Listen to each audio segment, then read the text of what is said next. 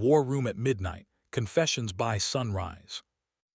My name is Marco, and my business card says Communications Director because Professional Liar for Hire doesn't fit in the font the campaign chose. I run the War Room for a mayoral race that keeps insisting we are making history while behaving like we're practicing improv. My office is a windowless square 2 floors above headquarters, a room of screens and coffee and sentences that have their fingerprints filed off.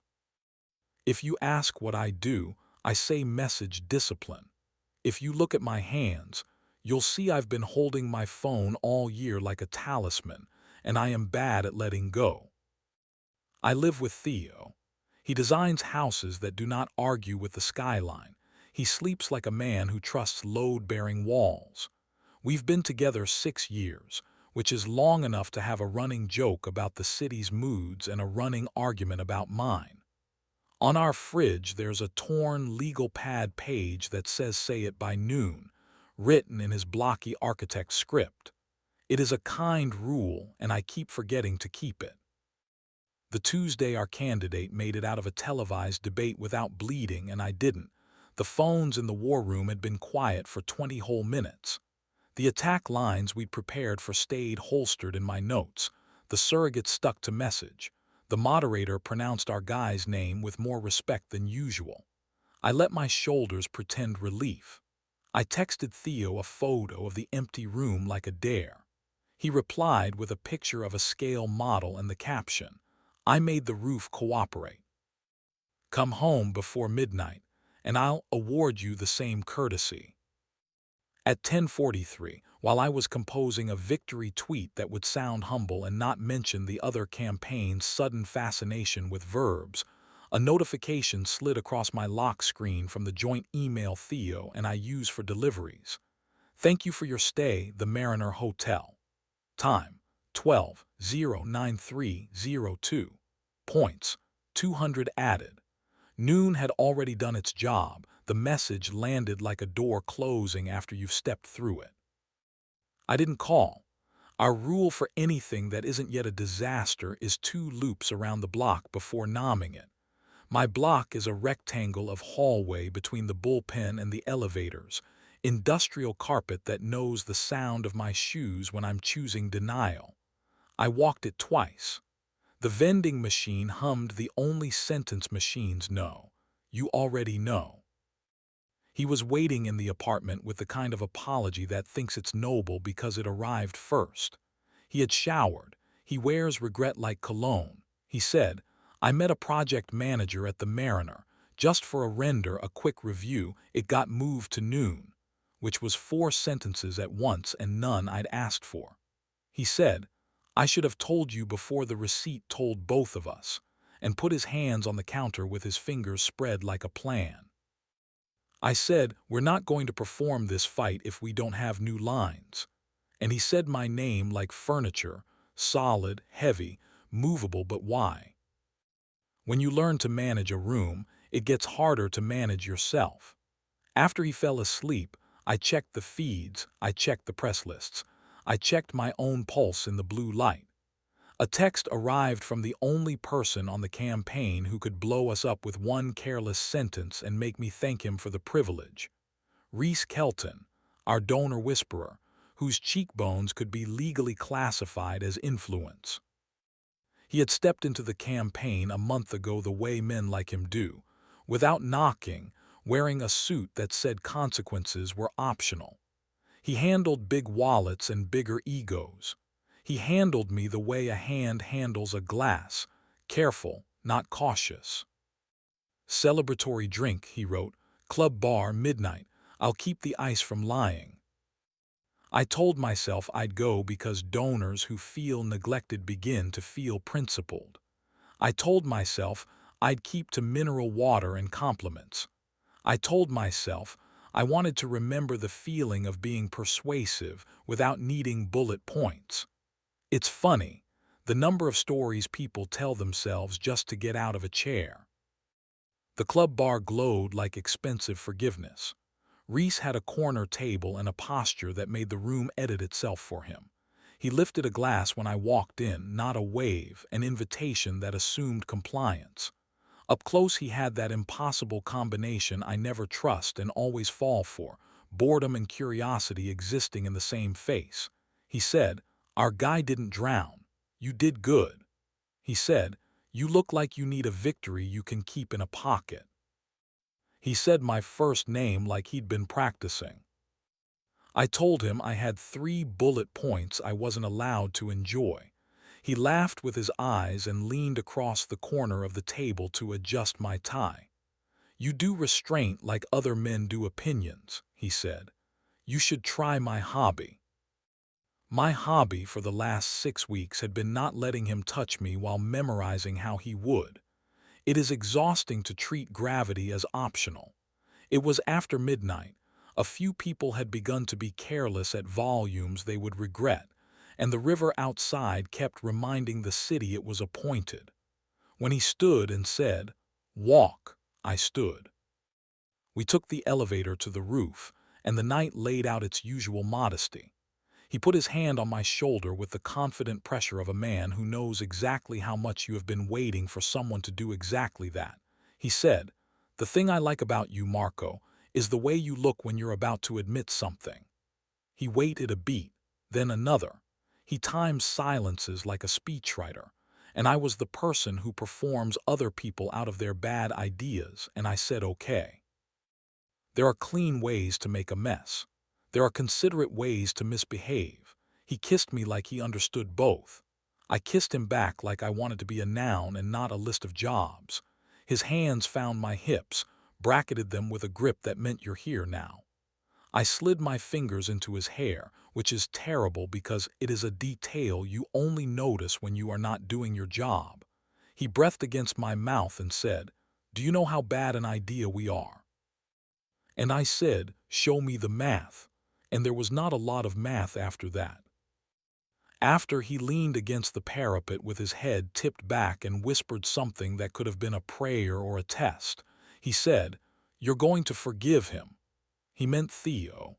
He meant me. I said, "I'm going to be whoever wins in the morning," and the sentence tasted like it had been written by a person I would not hire. The campaign ran on coffee and contrition for the next 48 hours. Debate spin turned into a story about the opponent's expense account. My candidate gave a quote about transparency that I had to push back into a mouth that wanted to keep talking. The press call accidentally recorded a staffer calling a donor by his nickname, and we had to live with that intimacy on tape. Meanwhile, I became a better liar and a worse boyfriend. Theo built models at the dining table under a cone of light that made his hands look like they had their own agenda. He would look up sometimes and catch me studying him from the hallway like a burglar. We still cooked, still touched, still did the small sacramental things that make men feel like they are righteous for staying. The hotel email stopped arriving. I did not ask whether that meant anything except better discipline. Reese knew how to time his sentences so they owned the room when you answered them. He sent texts at hours that made me feel efficient even when I was. "Donor wants debate recap. Do you have something with verbs? Your press secretary can't tell a camera no, teach her. Come over." That last one was not a request. I made a very respectable attempt at can't, and he made a better one at now, and both of us got what we wanted, proof that we had wanted to lose. You want intrigue. Here's something ugly that looks handsome in the right lighting.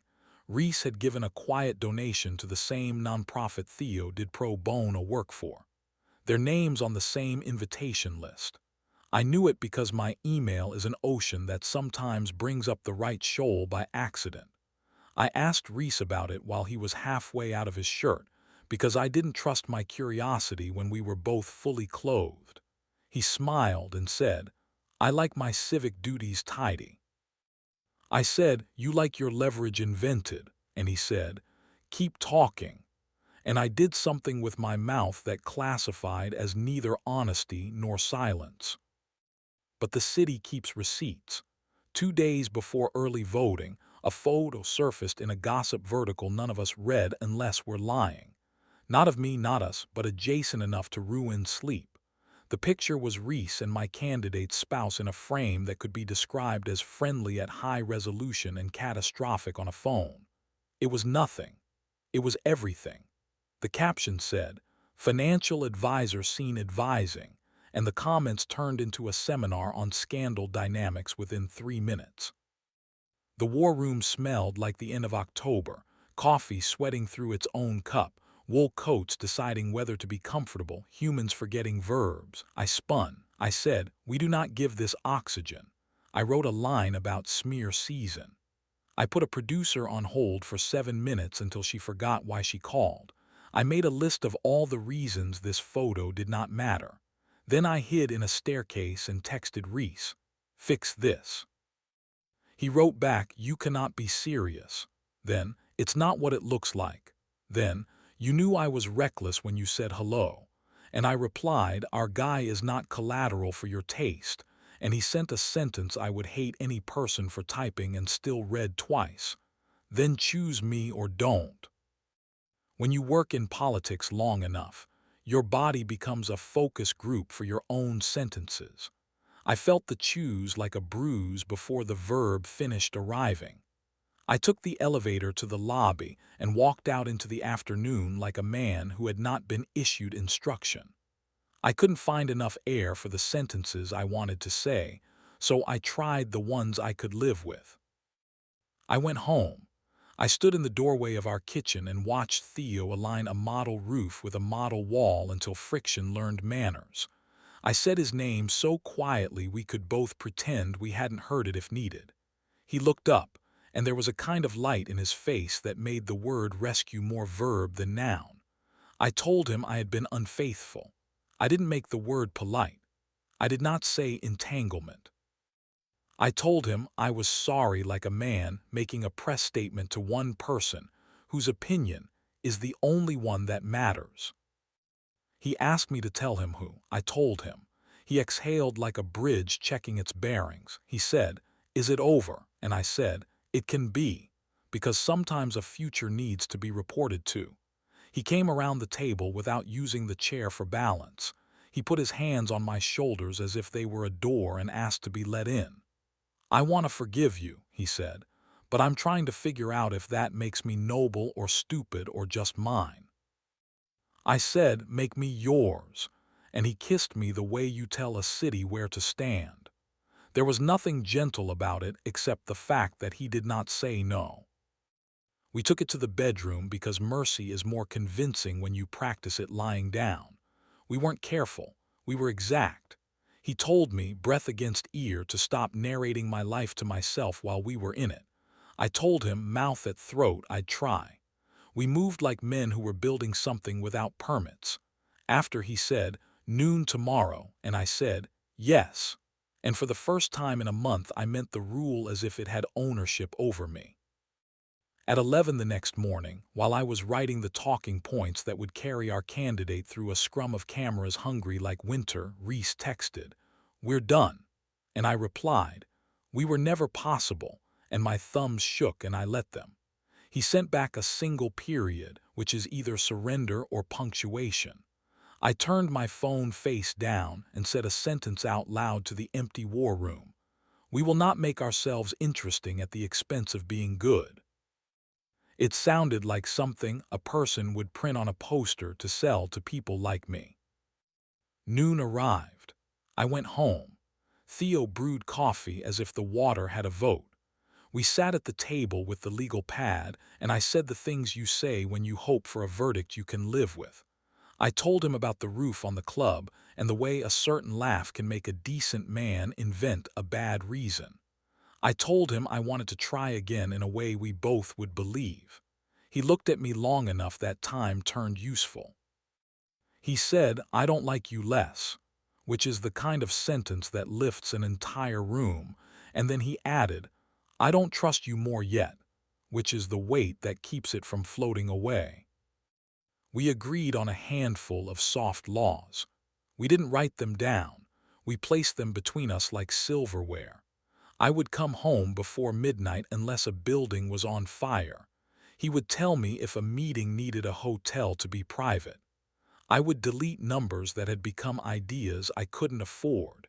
He would grant me enough rope to tie a knot and not enough to hang anything else.